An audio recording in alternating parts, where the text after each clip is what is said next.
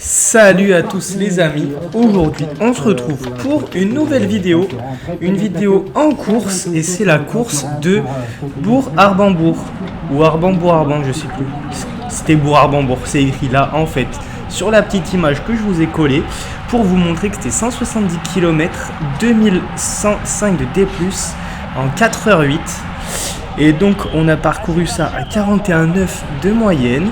Voilà, je vous ai mis toutes les infos, 250 watts moyen, j'espère que vous pourrez tout comprendre et tout.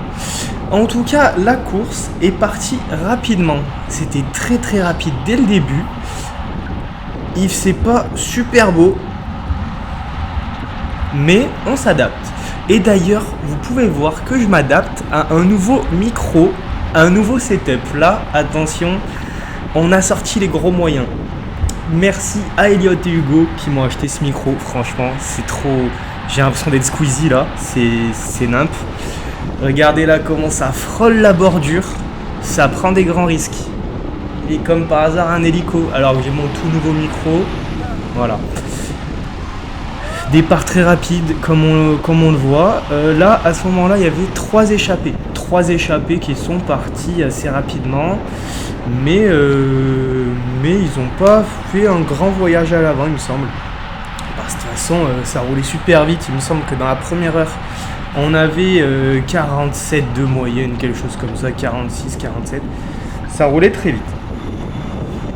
Mais on est placé à l'avant, on ne voulait pas louper les coups avec mes équipiers. Là, on voit que j'étais avec Alex, que je lui demandais quelques infos aussi, il savait qui était devant. Tout ça. Donc, il y avait 3 gars. Cette course, on va voir que bon bah là on arrive sur une chute. Moi j'étais clairement au fond du peloton, j'étais mal placé comme on peut le voir avec Elliot, et donc là on se presse pas. Il y a quand même 5 ou 6 gars qui ont fini par terre à cause d'une petite chicane comme ça. Bon rétablissement à vous, je ne sais pas du tout s'il y a eu du dégât ou pas. Mais en tout cas, nous on repart, et on repart à fond. Parce que personne n'a attendu, le peloton n'a pas du tout ralenti. Et donc, tous ceux qui étaient mal placés comme moi, on était comme ça derrière. Mais on est reparti, on a réintégré tout ça, tout le monde est rentré. Et là, on arrive dans le premier GPM. Je vous ai incorporé le premier GPM à droite de l'écran. On peut voir que il était un peu long, mais il y avait une descente en plein milieu, et donc c'est pour ça qu'on a quand même 32 moyenne, 318 watts, pas super élevé, mais sur 12 minutes, voilà, c'était quand même un bon petit GPM. Arthur qui était un peu en sursis là, pendant que Adrien remonte à droite. Mais voilà, là on est lancé dans le GPM, on était bien placé. Et dans ce GPM, il y a une grosse échappée qui va sortir. Grosse échappée, pas parce qu'ils étaient 15, mais parce qu'ils étaient 3, et 3 très forts. Il me semble qu'il y avait Breuillard, Van Gucht, et un autre garçon de Bourg-en-Bresse, mais je sais plus qui c'était. Donc nous on était bien placés, Adrien était à un moment dans l'échappée, mais ça s'est split en plusieurs parties, et du coup après il est retourné dans le peloton. Donc là on est sur la petite partie descendante au milieu du GPM, et on va voir que la fin du GPM va être très raide. C'était super dur ici, il y a un petit gosse qui court là, c'est super mignon. Et là c'est la fin du premier GPM, ça devait monter à bien 13-14% là, c'était super dur. Ça bascule dans les roues en peloton, là ça roule bien groupé, et ça roule vite. Franchement toute la journée ça a pas bien décroché, hein. Ça a roulé, jusqu'à ce que Villefranche prenne les commandes du peloton et mette un tempo en route pour que les échappés ne prennent pas trop d'avance. Donc là on était dans une belle petite descente bien rapide. Je remontais parce que franchement dans les descentes, et du coup c'est pas dur de remonter des places. Ça fait un peu moins mal que de remonter dans les bosses. Donc voilà, je remonte à une allure assez rapide sur la gauche de la route. On est à peu près au kilomètre 80, j'ai envie de dire là. On était entre le premier et le deuxième GPM. Kilomètre 80, 90, 90 peut-être. Grosse remontada du garçon de Grenoble sur la gauche. Il a fait l'intérieur à tout le monde, c'était magnifique. Et il a gagné 55 places d'un coup. Là, je suis derrière Julien de mon équipe. Et là, on va voir que c'est une partie mystique. Je ne sais pas ce qui s'est passé là. On était un peu dans une vallée. Mais ça en mettait de partout.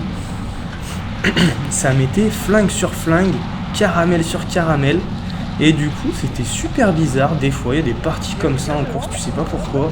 Et puis, tu peux te faire piéger super facilement sur les parties comme ça. Du coup, faut pas hésiter à se mettre devant et à prendre les coups. Parce que là, j'étais en train de discuter avec Karnalek. Et on était sortis, on s'en était même pas rendu compte. Et du coup, on a suivi les coups qui nous doublaient. Mais je pense que personne s'est fait piéger là au final. Tout est rentré tout le long. Magnifique viaduc. Je ne sais pas du tout quel est le nom de ce viaduc. On va peut-être le voir écrit quelque part. Non. Je voulais le mettre en vidéo parce que c'est magnifique. Et en plus, c'est le pied du deuxième GPM. Deuxième GPM qui a été du coup, comme je l'ai dit tout à l'heure, emmené par l'équipe de Villefranche. Et du coup, petit tempo très sympathique, comme on peut le voir dans ce GPM. 280 watts moyen à peu près sur 12 minutes aussi. Et franchement là, c'était super bien. C'était une petite partie où ça roulait pas trop vite. On était dans le peloton, personne s'inquiétait et ça roulait très bien. Comme on peut le voir là, c'est plutôt dynamique, surtout maintenant parce que là c'est le pied du troisième GPM. Moi j'ai été au fond du peloton pour chercher Elliott. Il était à moitié de se cacher pour pas remonter avec moi. Je lui ai dit, mon garçon, là tu vas arriver placé premier dans ce GPM. Pourquoi? Parce qu'Elliott il fonctionne. Mais il a pas envie, il s'en fout. Du coup, j'ai été le chercher par les oreilles et je l'ai amené devant, comme on peut le voir, de façon très efficace. Du coup, par la même occasion, ça m'a permis de me placer. Et là, on arrive au pied de ce GPM qui était le plus important de la journée, le Mont Julie. Il est super dur. Et donc, là, il y avait encore les échappées. Villefranche qui continue à faire le train. Et là, ça roulait à fond. Comme on peut le voir, on dirait pas que ça monte tellement que ça va vite. On dirait que ça descend. Mais là, on est bien dans du 6-7%, je pense. Au moins 6-7%, 7%, 8%. Ça roule à fond. Là, ça doit rouler à au moins 500 watts. Et comme on va le voir, on va avoir le droit à un flingue stratosphérique. Je vous en dis pas plus. Là ça roule, ça monte, ça roule très fort. L'échappée va se faire reprendre dans ce GPM. On a un premier garçon de Villefranche qui s'écarte. Moi je suis bien placé, là je suis aux alentours de la 10e place. Elliott qui me remonte par la droite.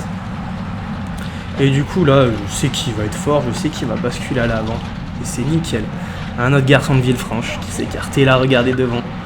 On voit pas trop, mais peut-être que si vous essayez de bien voir, on voit le pain magistral de Rémi Capron, suivi par 2 ou 3 garçons. Là, j'ai jamais vu ça, franchement, j'ai cru que c'était le finish, que ça arrivait au sprint.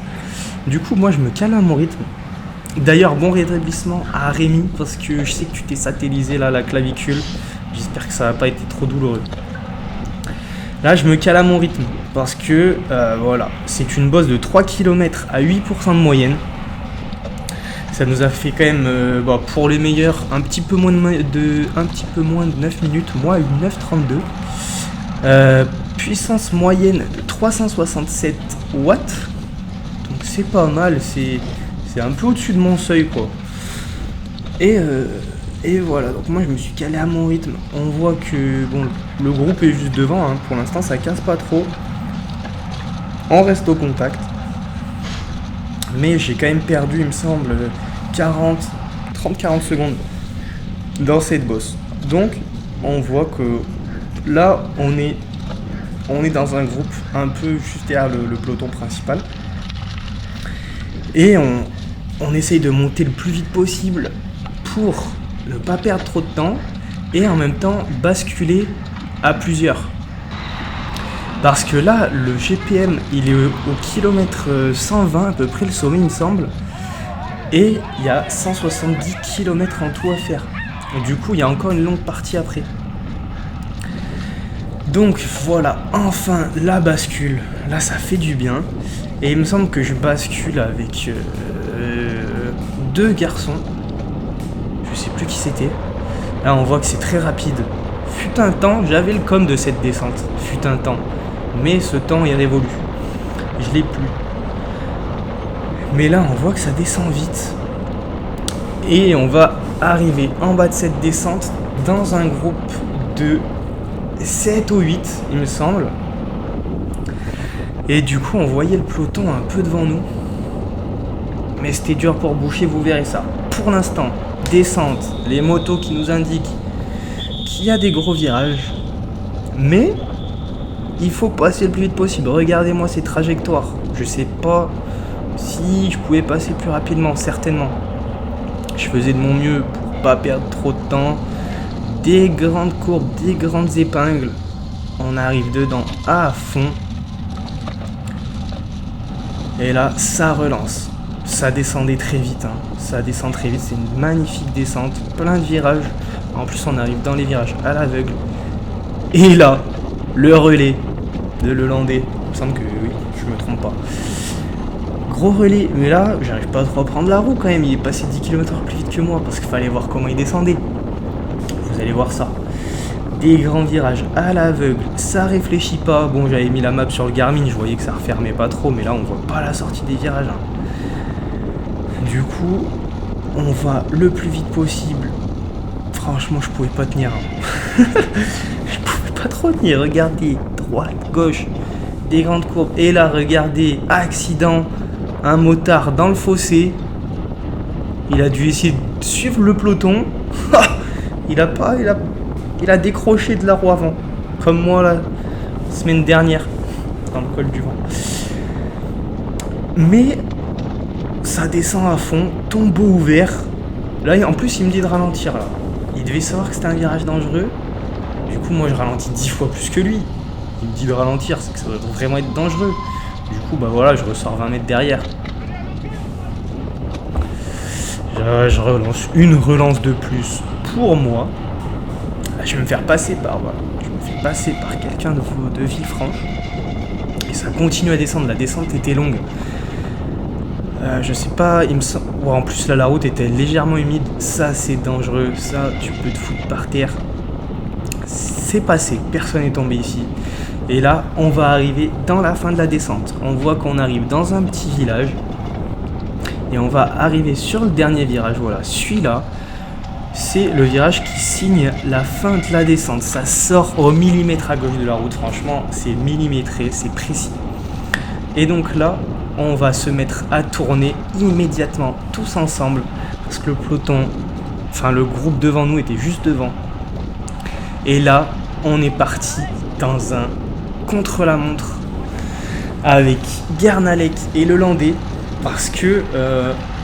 les autres garçons qui étaient avec nous, comme j'avais dit tout à l'heure, on était 7 ou 8 il me semble, et ben ils nous ralentissaient un peu, donc on s'est lancé dans ce raid de 22 minutes à 300 watts, c'était super dur. Et là c'est juste la fin du raid miraculeux. On s'est sauvé en 20 minutes, c'était très long, franchement j'avais envie d'abdiquer, j'en pouvais plus.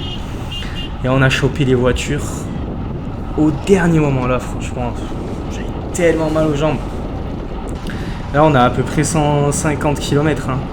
150 km dans les jambes. On rentre au dernier moment sur les voitures. Et en plus, là, vous allez voir un truc vraiment pas sympa en élite. Ce qui s'appelle les barrages. La voiture commissaire, là, la rouge. Et ben, elle se met à peu près 100-150 mètres du peloton. Pour qu'on rentre pas sur le peloton grâce aux voitures. Il faut qu'on fasse un dernier effort. Et là, c'est dur. Comme vous avez vu sur la petite screen que j'ai mis à droite, il me semble qu'on a fait 47 de moyenne là, entre 47 et 48 de moyenne, il me semble, sur ces 22 minutes pour pouvoir rentrer sur le groupe. Et du coup là, ouf, à 3, c'était super dur, mais on a réussi. Feu rouge sur les rails pile quand on rentre là, j'étais comme ça, j'avais même pas vu, je voyais flou, plus de son, plus d'image. Heureusement qu'il n'y avait pas le train qui passait en même temps que nous. Et donc là, dans le groupe, directement, quand on rentre, qu'est-ce qui se passe? Petit temps mort. C'est absolument faux. Pas du tout. Il y avait un groupe devant de 9. Nous, on avait Elliot Pochard. Elliot, tout simplement. Qui m'a acheté ce micro, d'ailleurs. Et du coup, nous, derrière, flingue sur flingue dès qu'on rentre. Super sympa. Laissez-nous un peu nous reposer, non? Donc, groupe de 9 devant, il me semble qu'il y avait 4 gars de Bourg-en-Bresse dans le groupe de 9. Et du coup, nous, derrière, on essayait de prendre les contres. Comme ça, c'était tout bénef. Et on était 3 dans ce groupe. On était dans ce groupe-là, on a été à peu près 22-23, il me semble. Parce qu'on arrive pour la 10e place. Et je crois que le dernier de notre groupe fait 33. À peu près comme ma place, quoi. Mais là, du coup, on était 3 dans ce groupe, nous, avec Adrien et Vincent. Et flingue sur flingue, comme on peut le voir. Il y a un petit groupe qui se détache. Moi, je suis brouillard. Là, ça relance un petit coup. Et je décide de m'enfuir tout seul. Voilà. Une belle petite attaque pour rentrer tout seul sur le groupe de devant. Ils étaient 6-7. 20 côtés. Comment ça fait mal là encore. Quand t'es là, t'as pas trop envie de lever le cul et de te faire mal aux jambes, mais t'as pas le choix. Du coup là, hop, ça rentre tout seul. Tout ça pour pas grand chose parce que juste après, enfin pas longtemps après, le groupe entier est rentré. Donc là, on voit qu'en plus on n'est pas hyper organisé. Hein. Bon, ça tourne un peu au bout d'un moment, voilà. Il y a Jaja qui s'était déjà barré tout seul. Et là, voilà, c'est tout rentré. Et il y a le petit groupe de contre devant qui est juste devant. Et nous, on va rentrer. Et là, je vous ai mis un screen de mon sprint parce que je suis désolé, mais j'ai pas les dernières images. Là, il nous reste 3 km et j'ai pas les images du sprint. Du coup, mon sprint tout pourri, voilà, pour la 30, je fais 31ème. J'ai loupé complet. J'ai été vent de face, j'étais dans les premiers, c'est tout arrivé par derrière. Du coup, voilà. Mais en tout cas, merci beaucoup d'avoir regardé la vidéo. Continuez à liker, à commenter, franchement, merci beaucoup. Et à bientôt. Bisous l'équipe.